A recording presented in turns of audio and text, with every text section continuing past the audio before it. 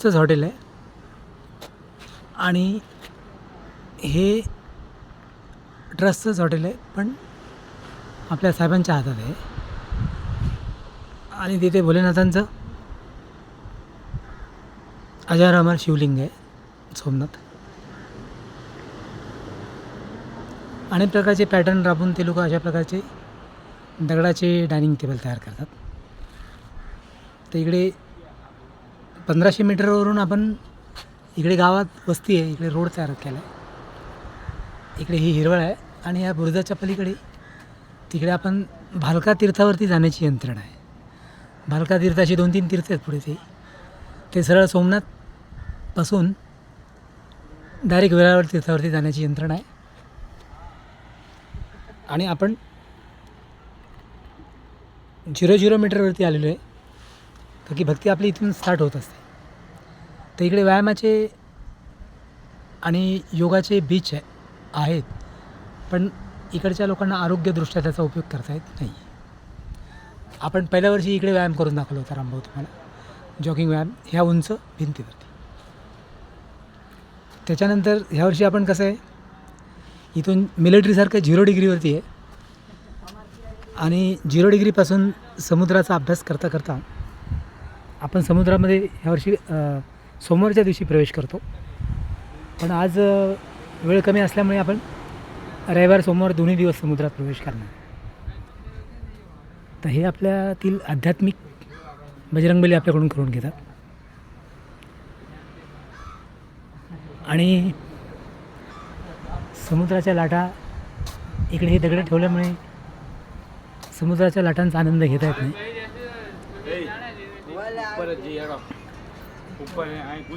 इथे ही हिरवीगार झाडं या लोकांनी अलीकडच्या काळात लावलीत. हे गार्डनमधली सौंदर्ययुक्त झाडं आहेत. ती उंच 2 वर्षात किंवा 1 वर्षातच एवढी उंच केली त्या लोकांनी. परत दुसरी गोष्ट, हा जो रोड आहे हा 40 मीटर 1500 मीटर रोड आहे. तो जवळजवळ 4 ते 5 किलोमीटर लांब आहे इथून. आणि ह्या झाडांमुळे इथे सोमनाथचं सौंदर्य वाढत आहे, सौंदर्यात वाढ पडते. इथे एक छोटासा बीच आहे, पण हा बीच कसा आहे, आपला दादरसारखा आहे. इथे जायला अलाउड नाही.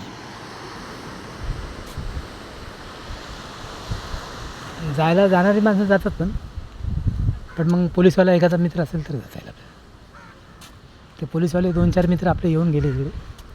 ते गुजराती, त्यांना आपण फोर्स करत नाही, त्रास देत नाही. आणि आता व्यायामाचा टाईम आपला जवळ आला आहे. 3-3:30ला आपण 4ला व्यायाम चालू करणार आहे आज. कारण की 7 वाजता परत ते भजन ऐकायचं आहे. आणि उपास आज काय सोडायचा नाही, उद्या उपास सोडायचा आहे महाशिवरात्रीचा. तो उद्याही सोडणं होतं की नाही, की गिरनार पर्वतात असतो आपण. तर इकडे समुद्राच्या लाटा आहेत, सुंदर लाटा आहेत.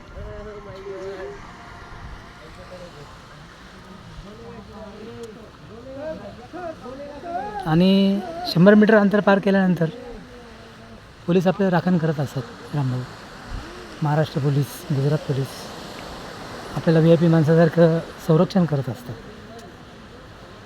त्याबद्दल मी भारत सरकारचा खूप आभारी आहे की माझ्यासारख्या एका सामान्य माणसाला पोलीस संरक्षण प्राप्त होत असतं. आता वैचारिक क्रांतीने आपण अनेक संशोधन करणार आहोत. आणि अनेक संशोधनामध्ये विषय असा आहे की पौष्टिक अन्नपदार्थ देणाऱ्या वनस्पती यांचा चंद्रवंशातील शोध आपण लावणार आहे. की चंद्रवंशातील ज्या चांगल्या वनस्पती आहेत त्या आरोग्याला कशाप्रकारे क्रांतिदायी ठरतात याच्यावरती आपण समुद्रातूनही काही जीवसृष्टींचा एक प्रगाढ पांडित्ययुक्त शोध करणार आहोत. आणि त्याच्यामध्ये मनुष्य प्राण्याला फक्त कांदा लसणासारखा किंवा फक्त रबरासारखा फुगा न ठेवता त्याला बलाढ्य बजरंगबलीची दीक्षा आपण थोड्या दिवसात देणार आहे. आणि हा जो ट्रेळणी ब्रुज आहे हा सोमनाथाचा आहे. तसंच आपल्या शरीरातील अनेक ट्रेळणी ब्रुज आपण लहानपणापासून अभ्यासले आणि जन्माचं सार्थक केलेलं आहे राम. बरं. आणि मनुष्य प्राणी आणि नव्या पिढीला आपण परेच्या पलीकडे असं विज्ञान देणार आहोत. ते कुठल्या सायंटिस्टने अजून दिलेलं नाही. बरं. आणि त्याची ही हृदय प्रेरणा अजरामर भोलेनाथ करत असतात. आपण तर त्यांचं एक छोटंसं लेकरू आहे म्हणून ह्यावर्षी अजून दर्शनच झालेलं नाही. कदाचित फुले बाबा आपल्याला काय देतील काय घेतील हे आपण मनुष्य असल्यामुळे आपल्या हातात नाही. बरोबर. आणि म्हणूनच मी पोलिसाची नोकरी धारण नाही केली. का मला माहिती आहे कितीतरी 200 वर्षाने तरी भोले बाबा सिद्धी देतातच माणसाला आणि त्याच्या जीवनाचं सार्थक करून आणतात. बरं. आता आपण त्या साईडने पण जाऊ शकतो. हां.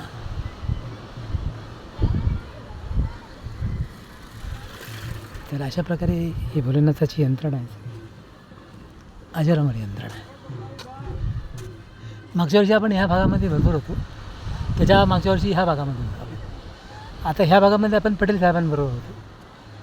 तर ते आपण राजकारणात कुठलंही पद न घेता आपल्याला मोठ्या मोठ्या मंत्री महोदयांशी अतिशय जवळून बोलणं चालणं होतं. तर ही महाराष्ट्राची जमीची बाजू आहे की महाराष्ट्र हा राजकारणामध्ये धुरंधर समुद्र पोहणारा राज्य आहे. गुजरात हे महाराष्ट्रच आहे. गुजरातमध्ये काय वेगळं मी गुजरातला वेगळं मानलंच नाही. काही साहेब जिजामाता इकडे सैन्याची कुमक पाठवायच्या आणि मुघल सैनिक ज्यावेळेस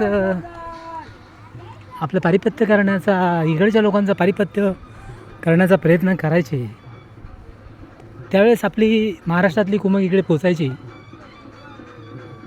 आणि ह्या भागाला हिंदू धर्माचं संरक्षण केला जायचा. पण आपण गेल्या काही व्हिडिओमध्ये आपण सांगितलं इथे आक्रमण केलं, मुघलांनी आक्रमण केलं, इथे खलील लोकांनी आक्रमण केलं असं आपण सांगितलं.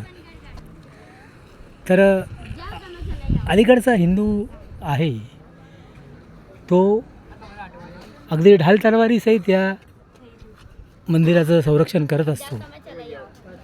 तर तो अलीकडचं नाही. आता हा हे जे दगडी बांधकाम आहे ना ह्या दगडी बांधकामासारखं आपण हिंदू धर्माला अतिशय प्रदीर्घ बांधकामामध्ये कन्व्हर्ट करणार आहोत.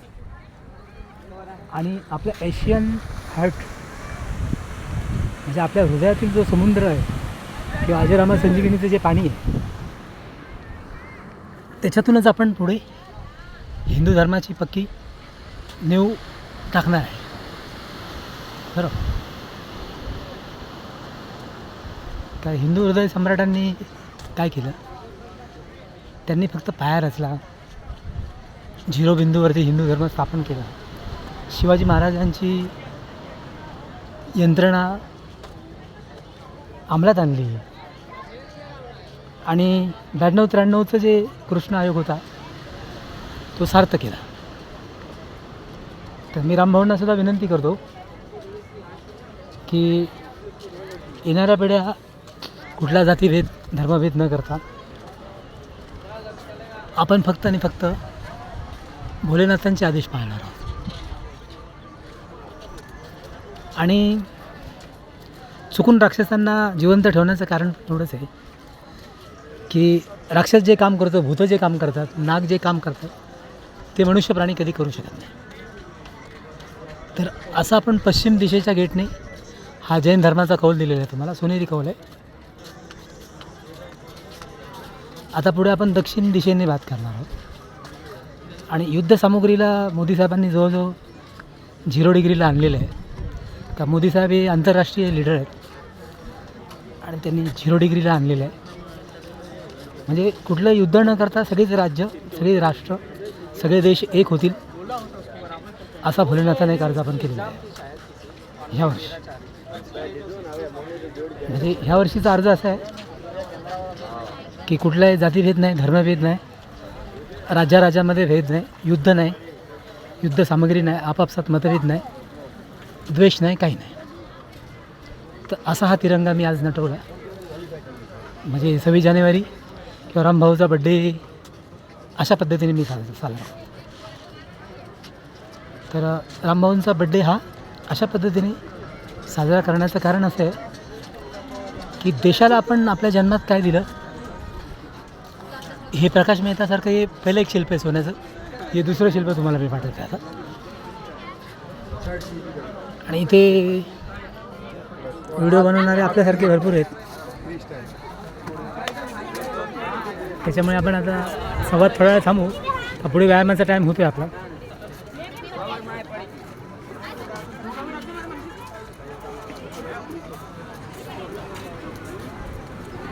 चला मग बजरंगबलीचं दर्शन झालं आहे चांगल्या पद्धतीने काल. अजून काय संकेत आलेले नाही देवाचे. आणि आपण त्या सोमनाथ स्टेशनला जाऊन झोपल्यामुळे तिथे कसं आहे भूतांचा अड्डा आहे तिथे खतरनाक. त्यामुळे रात्रभर झोपूनच देत नाही भूत तिथं. पण भोलेबाबांसमोर त्यांचं काय चालत नाही.